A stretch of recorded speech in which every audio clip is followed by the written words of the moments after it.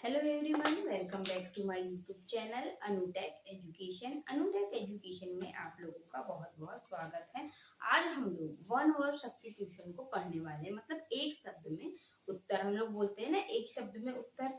हिंदी में भी हम लोग बोलते हैं एक शब्द में उत्तर दीजिए, बहुत ज्यादा आता है। और आजकल इंग्लिश में भी एक शब्द में उत्तर बहुत ज्यादा आने लगा है। तो आज का हमारा टॉपिक है गाइस, एक शब्द में उत्तर, है ना। हम लोग इसको बहुत ही इंटरेस्टिंग तरीके से कंप्लीट करेंगे और बहुत ही अच्छे से देखेंगे और आपको एक बार में ही याद हो जाएगा। ये मेरी आपसे गारंटी दे रही हूँ मैं आपको कि आपको एक ही बार में डेफिनेटली याद करवा के ही रहूंगी मैं, ठीक है। आपको मैं एक ही बार में याद करवा के रहूंगी, ठीक है ना। तो चलिए देखते हैं हम लोग आज के हमारे टॉपिक को। आज का हमारा टॉपिक है वन वर्ड सब्स्टिट्यूशन। यदि चैनल पे नए हैं तो प्लीज चैनल को सब्सक्राइब कर दीजिएगा ताकि आपको ऐसे इंटरेस्टिंग वीडियो और बहुत इंपॉर्टेंट ग्रामर के वीडियो हर दिन मिलते रहे, ठीक है ना। तो चलिए आज हम अब स्टार्ट करते हैं वन वर्ड सब्स्टिट्यूशन को। और वीडियो को प्लीज स्किप करके मत देखिएगा, पूरी क्लासेस देखिए, पूरे वीडियो को देखिए, तभी आप लोगों को समझ में आएगा गाइस, है ना। तो हम देखेंगे इसमें क्या होता है। एक शब्द में उत्तर बोलते हैं इनको, ठीक है ना। तो हमारा पहला है कार्निवोरस, ठीक है ना। हम हु ईट मीट्स, ठीक है, जो मांस खाता है। हम लोग हिंदी में भी हमें आता है कि जो मांस खाता है उसको क्या बोलते हैं, तो हम लोग लिखते हैं वहां पे मांसाहारी, ठीक है। तो उसी प्रकार इंग्लिश में भी आता है कि कार्निवोरस मतलब हु ईट्स मीट्स, ठीक है ना। जो मांस खाता है, जो मांस खाता है उसको हम लोग क्या बोलते हैं, मांसाहारी बोलते हैं, ठीक है ना। फिर आता है हमारा एक हर्बीवोरस, ठीक है ना। तो हु ईट्स प्लांट्स, जो सिर्फ पौधों को ही खाता है उसको हम क्या बोलेंगे, शाकाहारी, ठीक है। हमने देखा था हिंदी में भी ऐसे ही आते थे कि जो पेड़ पौधों को खाता है उसे क्या बोलते हैं, तो हम लोग लिखते थे वहां शाकाहारी। जो मांस को खाता है उसे क्या कहते हैं, तो मांसाहारी, ठीक है ना। और हम लोग फिर देखते थे कि जो सभी चीजों को खाता है उसको क्या बोलते हैं, तो सर्वाहारी, ठीक है। जो मांस और पेड़ पौधे दोनों को खाता है उसे सर्वाहारी बोलते हैं, ठीक है ना। तो हम देखेंगे इसको कि हर्बीवोरस तो हो गया पौधों को खाने वाला, जिसको हम बोलते हैं शाकाहारी, ठीक है ना। उसी प्रकार हम देखेंगे ओमनीवोरस, ठीक है, हु ईट्स एवरीथिंग, जो सभी चीजों को खा लेता है, एवरीथिंग सभी चीजों को खाता है, ठीक है। उसे हम बोलेंगे ओमनीवोरस या सर्वाहारी, ठीक है ना।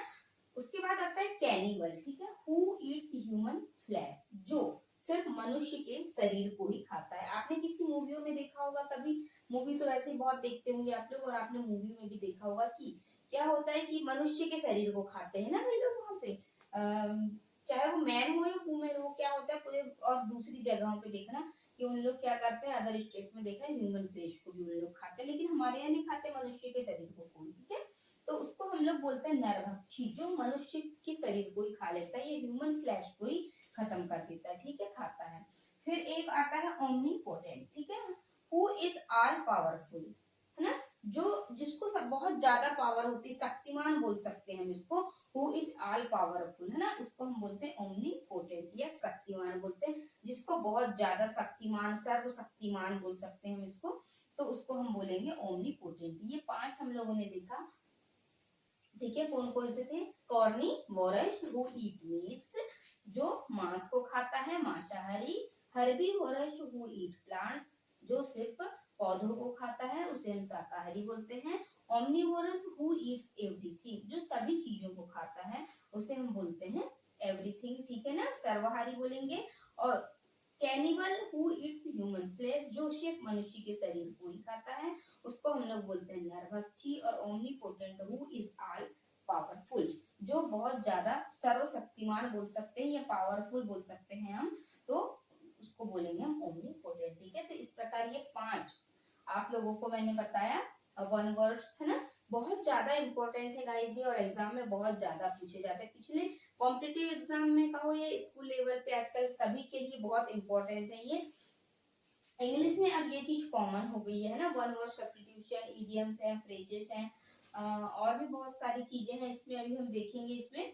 तो ये इम्पोर्टेंट बहुत ज्यादा होता है एग्जाम में, बहुत ज्यादा, कम से कम एक एक एग्जाम में ये 5 से 10 बार, कम से कम ये 5 से 10 बार एक एक चीजें रिपीट हुई है। पिछले 10 से 12 सालों का मैं आप लोगों को रिकॉर्ड बता रही हूँ, ये 5-10 बार आपको किसी न किसी पेपर में, किसी न किसी पेपर में मिलेंगे ये सारे, है ना। और हम आगे देखते हैं और ऐसे ही वन वर्ड कुछ जो बहुत ज्यादा इंपॉर्टेंट होते हैं एग्जाम के लिए।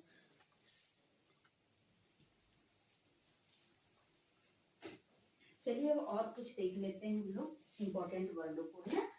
अभी तक हम लोगों ने पहले बात किया 5 के बारे में, है ना। 5 हमने इसके वन वर्ड सब्स्टिट्यूशन बात किया था, जो बहुत ज्यादा इंपॉर्टेंट है, एग्जाम में बहुत ही ज्यादा पूछे जाते हैं ना। और देखते हैं ऐसे कौन से हैं ऐसे वन वर्ड जो बहुत ज्यादा पूछे जाने वाले हैं, है ना। तो हम उन्हीं को रीड करते हैं, ठीक है ना। देखिए हमने ओमनिशेंट, ठीक है ना। तो ओमनिशेंट हम किसको बोलते हैं, हु नोस एवरीथिंग, ठीक है। उसको हम लोग बोलते हैं सर्वज्ञानी या हु नोस एवरीथिंग, ठीक है। हमें एग्जाम में आता है कि हिंदी में आता है कि जिसको सभी लोग जानते हैं, ठीक है ना, हु नोस एवरीथिंग, या जो सब कुछ जानता है, ठीक है। हिंदी में हमें आता है लिखा हुआ कि हु नोस एवरीथिंग, जो सभी चीजों को जानता है, उसको हम लोग क्या बोलते हैं, सर्वज्ञानी हिंदी में। लेकिन हम उसको बोलेंगे इंग्लिश में जब आता है हु नोस एवरीथिंग, तो गाइस हम उसको बोलेंगे ओमनीशेंट, ठीक है ना। नेक्स्ट आता है सिमेट्री, ठीक है ना। सिमेट्री का मतलब होता है डेड बॉडी इज बरीड, ठीक है ना। सिमेट्री मतलब जहाँ पे डेड बॉडी को बरीड किया जाता है, मतलब दफनाया जाता है ना। दफनाने को हम लोग बोलते हैं बरीड करना, ठीक है। तो डेड बॉडी को जहाँ बरीड किया जाता है उसको हम लोग बोलते हैं सिमेट्री, और उस जगह को बोलते हैं हम लोग कब्रिस्तान, ठीक है। जैसे मोमेडियन लोगों की होती है ना, यानी मुसलमान लोगों की, कि उन लोग क्या करते हैं, डेड बॉडी को जलाते नहीं है, है ना। उन लोग क्या करते हैं, दफनाते हैं, तो उसको हम लोग क्या बोलेंगे, डेड बॉडी इज बरीड, ठीक है। उसको हम लोग बोलते हैं सिमेट्री, ठीक है ना। या अभी मैं इनको आपको याद करने का तरीका भी बताऊंगी कि कैसे आप इसको एक बार में याद रख सकते हैं, ठीक है ना। ट्रिक के माध्यम से बताऊंगी मैं आपको। तो ये हो गया हमारा, जहाँ मृत शरीर को दफनाया जाता है उसको बोलते हैं हिंदी में कब्रिस्तान, और उसी को बोलते हैं इंग्लिश में सिमेट्री, ओके। अब हमने देखा क्रीमेट्री। सिमेट्री और क्रीमेट्री में अंतर है, ठीक है। सिमेट्री का मतलब होता है कि जहाँ पे दफनाया जाता है, लेकिन क्रीमेट्री का मतलब डेड बॉडी इज बर्न्ड, जहाँ पे डेड बॉडी को जलाया जाता है। जैसे हम लोगों के इसमें क्या होता है, हिंदू में डेड बॉडी को जलाया जाता है, ठीक है ना। तो उस डेड बॉडी को जलाते हैं, तो जलाने को क्या बोलेंगे हम लोग, क्रीमेट्री, और उसी को हिंदी में बोलते हैं शमशान। शमशान में जलाया जाता है और कब्रिस्तान में गड़ाया जाता है, ठीक है, जमीन में, ओके। ये चीज आप लोगों को हमेशा याद रखना है, ओके। अब आता है mortuary, the place where dead body is kept, वह स्थान जहाँ पे डेड बॉडी को क्या किया जाता है, वहां पे रखा जाता है। स्थान जहाँ पे डेड बॉडी को क्या किया जाता है, रखा जाता है। The place where dead body is kept, ठीक है, उसको हम मुर्दा घर बोलेंगे, ओके। अब हम देखते हैं नेक्स्ट, कॉर्प्स। कॉर्प्स का मतलब होता है लाश, ठीक है ना। लाश को हम क्या बोलेंगे, dead body is human being, मनुष्य के मृत शरीर को हम लोग कॉर्प्स बोलते हैं, ठीक है ना। तो इस टाइप से आप इनको याद रख सकते हैं कि मृत शरीर, ऐसे भी आता है हिंदी में कि मृत शरीर को क्या बोलते हैं, मनुष्य के मृत शरीर को क्या बोला जाता है हिंदी में, तो हम उसको बोलते हैं लाश। लेकिन यही चीज जब इंग्लिश में आ जाती है तो हम लोगों से बनती नहीं कि इंग्लिश में अब हम क्या करें, ठीक है। तो इसको हम लोग बोलेंगे लाश, वह स्थान जहाँ पे डेड बॉडी को रखा जाता है। तो अब हम हिंदी में तो बोल देते हैं मुर्दाघर, हमें पता रहता है, लेकिन हमें इंग्लिश में नहीं पता होता, तो इसको हम लोग बोलते हैं मॉर्चुरी, ठीक है। उसी प्रकार हम बोलते हैं डेड बॉडी इज बर्न, वह स्थान, वह चीज डेड बॉडी को जहाँ जलाया जाता है, ठीक है ना। डेड बॉडी को जहाँ जलाया जाता है उसे क्या बोलते हैं, तो उसे बोलते हैं हम शमशान। हिंदी में हमें पता होता है पर इंग्लिश में पता नहीं होता गाइस, इसीलिए हम इसको बोलते हैं क्रीमेट्री, ठीक है। डेड बॉडी इज बर्न, जहाँ डेड बॉडी को क्या किया जाता है, दफनाया जाता है, ठीक है, बरीड किया जाता है। डेड बॉडी इज बर्न, जहाँ पे डेड बॉडी को दफनाया जाता है, ठीक है, और जिस जगह दफनाया जाता है उसको हम बोलते हैं कब्रिस्तान, ठीक है ना। तो ये आप इस तरीके से इनको याद रख सकते हैं। अब मैं इनकी याद करने की ट्रिक बताती हूँ आप लोगों को। तो गाइस अब मैं आपको इनका याद करने का तरीका बता रही हूँ, ठीक है ना, कैसे याद रख सकते हैं आप लोग, ठीक है। सिमेट्री मतलब कब्रिस्तान, तो हमने बरीड, बरीड मतलब होता है दफना देना नीचे जमीन में, है ना। अब हम किसी चीज को जमीन में दफना रहे हैं, ठीक है ना। जब हम किसी चीज को जमीन में दफनाते हैं मतलब पैक कर देते हैं उसको नीचे, है ना, तो उसको हम कैसे याद रखेंगे, अब तो हम उसको याद रखेंगे सिमेट्री, मतलब हम सीमेंट से उसको पैक कर दिया, मतलब दफना दिया नीचे और ऊपर सीमेंट से पैक कर दिया, मतलब वो हो गया हमारा सिमेट्री, ठीक है ना। नेक्स्ट आता है क्रीमेट्री, डेड बॉडी इज बर्न, ठीक है ना। तो अब हम इसको कैसे याद रखेंगे, अब हमें इनमें बहुत ज्यादा कंफ्यूज हो रहे हैं, ठीक है, और हमें याद कैसे रखेंगे अब वही समझ नहीं आ रहा है। तो अब हम ऐसे याद रखेंगे इसे कि जब कोई चीज जल जाती है, ठीक है, जब डेड बॉडी को जलाने की बात हो रही है, बर्न करने की, है ना, बर्न मतलब होता है जलाना, तो जब जलने की बात हो रही है जलाने की, तो जब कोई चीज जलती है तो हमारे हाथ जलते हैं, तो हम वहाँ क्रीम लगाते हैं ना, तो उसको हम लोग ऐसे याद रख सकते हैं कि जलने के साथ क्रीम से याद रख सकते हैं, ठीक है।